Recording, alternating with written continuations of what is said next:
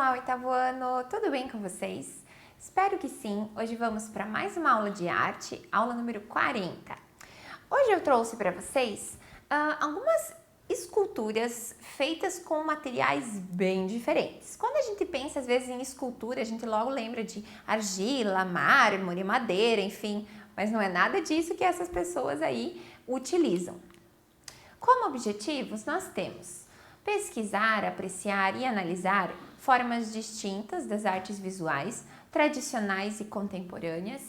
Também pesquisar e analisar diferentes estilos visuais, contextualizando-os aí no tempo e no espaço. A escultura, ela é algo, olha, milenar, já tem muitos e muitos anos. O trabalho com relevo de materiais sempre foi um ofício que exige muita criatividade, muita habilidade, até para esculpir peças mais difíceis em mármore e tudo mais. Mas criatividade sempre fez parte de todos os campos aí da arte, principalmente também da escultura. E foi justamente a criatividade que fez com que esses artistas que eu vou mostrar para vocês tivessem estalos criativos aí e saíssem da zona de conforto, saíssem dos materiais propriamente artísticos, então, para criar belos trabalhos utilizando coisas bem inovadoras. Então, esses artistas que eu trouxe para vocês, esses exemplos aí de esculturas diferentes, eles foram além do convencional, então trazendo materiais bem inusitados para transformar aí em peças únicas, bem bacanas e que nos dão até uma inspiração, para descobrir novos materiais aí dentro da nossa própria casa. Eu começo com palitos de dente. Você já imaginou uma escultura, uma mega estrutura feita somente com palitos de dente e cola? Pois sim, esse artista aqui, o Scott, ele conseguiu fazer isso aí. Olha o tamanho dessa construção, É maior do que ele, então está sobre essa cômoda ali, é imensa e é uma estrutura bem complexa. Se chama Rolando pela Bahia e é uma estrutura muito grande, toda feita então com palitos de dente, que foi inspirada numa paisagem, na própria paisagem então de São Francisco, na Califórnia. O Scott, ele dedicou aí mais de 35 anos a esse trabalho. E em algumas entrevistas ele comenta que não considera esse trabalho concluído, porque sempre ele está inovando, acrescentando alguma coisa, então está em constante construção. E por que Rolando na Bahia? Porque realmente essa obra de arte, ela é interativa, onde o artista coloca bolinhas de ping-pong e essas bolinhas percorrem locais então históricos, de São Francisco. E é como se fosse um passeio realmente por esses pontos que contam a história então da cidade. Todos esses locais então foram recriados com palitos, apenas palitos de dente e cola. E na imagem que eu trouxe, olha o detalhe, o acabamento.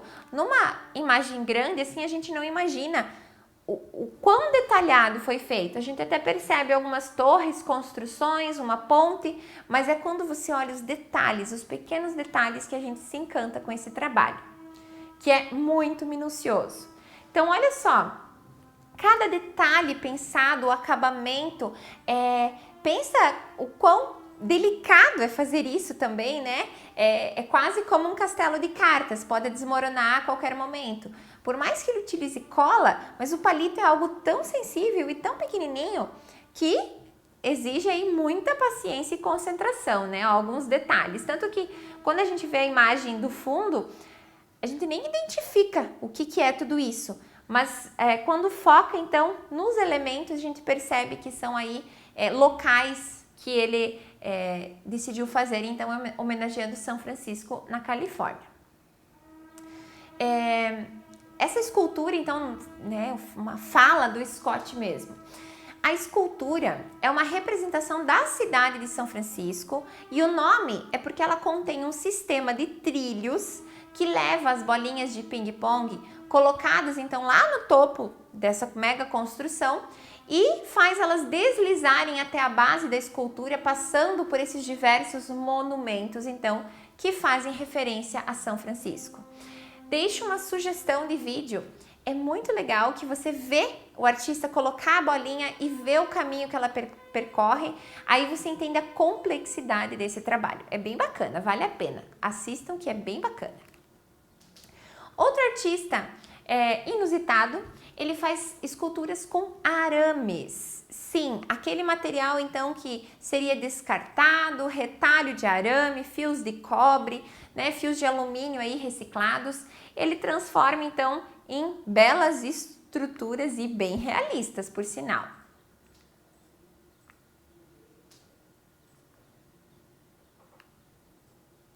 Aqui, por exemplo, né, a gente tem um coelho bem grande passeando com um cachorro, somente feitos com arame. Ele usa, então, esse espaço negativo para construir essas esculturas. É como se parecesse que é um desenho, um emaranhado de linhas que saísse do papel, então, e tomasse forma. É essa sensação que a gente tem ao ver os trabalhos dele. Outra artista que usa um material bem inusitado é a Jennifer Maestre. Ela usa lápis, e sim, lápis de cor, para construir aí megas esculturas muito bonitas e com uma textura muito legal. O que ela faz? Ela corta então os lápis em pequenos pedacinhos, ela perfura eles e como se costurasse. Na imagem do canto a gente vê ela realmente costurando e esse fio então que entrelaça os lápis faz com que crie e firme essa estrutura. Olha só que textura legal, né? Esses trabalhos dela, tanto utilizando a ponta do lápis quanto o outro lado. Ela diz que se inspira então na forma dos ouriços do mar, que tem espinhos então tão perigosos, mas também tão lindos. E realmente nos remete a essa lembrança, né, de um ouriço do mar, esses trabalhos com lápis de cor dela. Isso. Outro artista que usa algo inusitado se chama David Match. Ele diz o seguinte, antes de eu falar o que ele usa, né? Vejam esse gorila, do que será que ele é feito? É mais comum do que você imagina. Ele diz o seguinte, gosto de usar uma variedade de materiais para minhas peças. Tento usar coisas comuns, como palitos de fósforo ou cabides, porque as pessoas sabem exatamente o que são. Esses itens estão na vida de todos, mas são quase invisíveis. E é verdade, né? Quem dá atenção àquele palito de fósforo ou ao cabide, então, que suporta os seus casacos? Esse gorila imenso foi feito com cabides, por isso ele tem essa textura felpuda, parece, porque são os ganchinhos dos cabides. Aqui são outros trabalhos, então, feitos com cabides. Aqui a gente não vê a forma do cabide em si, mas foram usados sim os arames dos cabides para construir esses animais, parece um leopardo, eu diria, e o curioso é que ele traz como se fossem espinhos, né? Ele deixa à mostra, então, esse arame que dá uma textura bem inusitada, então, para o trabalho dele. Essa aqui é um exemplo, então, de escultura com palitos de fósforo, que ele também utiliza. Se a gente observar, né, a linha ali do nariz para cima, é até difícil ver o que são esses pontinhos. Poderíamos até dar um palpite que seria uma pintura, mas é mais para baixo que a gente vê ali o corpo do palito, né? O palito mesmo na sua continuidade, que a gente percebe que é todo feito de palitos de fósforo. Para usar esses palitos, ele importa do Japão, porque lá existem palitos de fósforos com pontas coloridas, coisa que a gente não vê aqui no Brasil, né? E é um fator essencial para o trabalho dele. Ele chega a usar até 50 mil fósforos em cada escultura. Então, é um número absurdo de palitos de fósforo, então, e de paciência para alinhar todos e criar esses belos trabalhos. Aí a utilização, então, dos palitos coloridos. Até é difícil a gente identificar que são palitos de fósforo, né? Tanto representando a famosa Marilyn Monroe, né? Representando ali uma famosa pintura da pop art, desde Charlie Chaplin, uma girafa.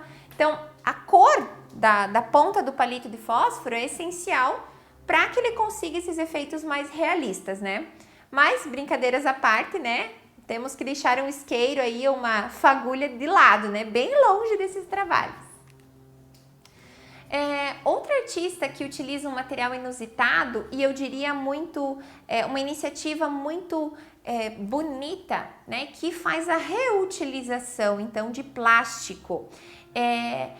Sayaka Gans, ela é uma artista que utiliza, então, o plástico para criar suas esculturas. Ela reutiliza materiais e assim contribui, então, também para esse mau descarte desses materiais reciclados, né? Ela é uma artista japonesa que ela trabalha, então, dando vida a esses objetos que seriam jogados fora, descartados, né? E recebe eles como doação. Olha que lindo esse cavalo que parece realmente sair da parede, parece ter movimento. Olhando mais de perto, eu identifico muitos utensílios de cozinha, né? Aquelas escumadeiras, conchas, garfos, para criar, então, uma escultura linda com material bem inusitado. Ela faz esculturas tanto de animais, né? Como a gente viu o cavalo, aqui uma baleia também. E tem muito movimento nessas esculturas e uma riqueza muito grande de detalhes também, né? E aí, então, une arte, reciclagem, toda essa consciência ambiental também, de uma maneira muito bonita e muito criativa. Outros trabalhos dela também focado mais nos animais mesmo. A gente vê uma tartaruga, o que seria um gavião, eu acredito. Também vejo alguns utensílios de cozinha, um outro peixe.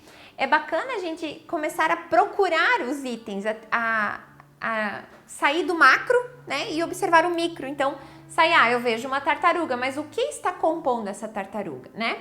Também é legal que ela utiliza o material das suas cores originais, né? Como ali os utensílios de cozinha, a gente vê até talvez alguns brinquedos na tartaruga, outros elementos, mas uma reciclagem muito criativa e linda.